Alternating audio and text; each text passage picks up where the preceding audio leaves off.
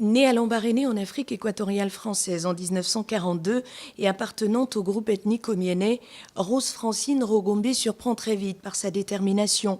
Magistrate émérite, elle a gravi les échelons pour devenir tour à tour substitut du procureur de la République, juge d'instruction, vice-présidente du tribunal de grande instance de Libreville, procureur de la République et plus tard conseillère à la chambre juridique de la Cour suprême.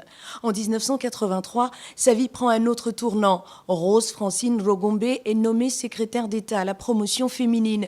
Puis en 1988, elle prend en charge les droits de l'homme. À ce stade de sa vie, elle obtient le grade de porte-étendard des droits de la femme gabonaise et plus encore, Agathe Okumba Dokwachegue, militante de la première heure des droits de la femme au Gabon, se souvient.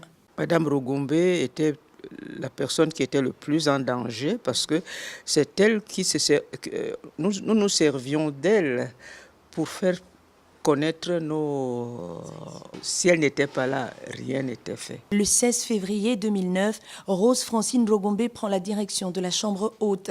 Selon l'article 13 de la Constitution gabonaise, elle assure l'intérim à la tête du Gabon de juin à octobre 2009 à la suite du décès d'Omar Bongo Ondimba.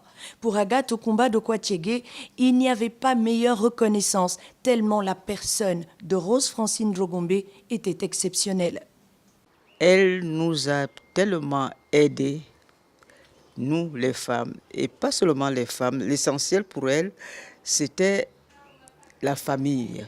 Rose Francine Rogombe, Agathe Okumba Dokwachegue, Marie-Madeleine Borancho et Norine Zebitege, pour ne citer que ces femmes-là, ont à leur façon permis à la femme gabonaise de s'exprimer librement et d'être consciente de son potentiel. Le 10 avril 2015, elle tire sa révérence à Paris, en France. Son décès a été un coup dur pour la famille de la magistrature au Gabon, mais aussi pour le pays tout entier.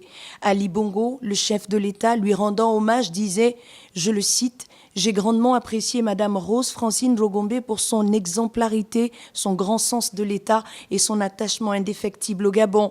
Elle incarnait, à mes yeux, la sagesse des grands commis de l'État. Le Gabon perd une de ses plus grandes figures politiques. » Fin de citation. Rose Francine Rogombe n'est plus, mais son héritage est grand.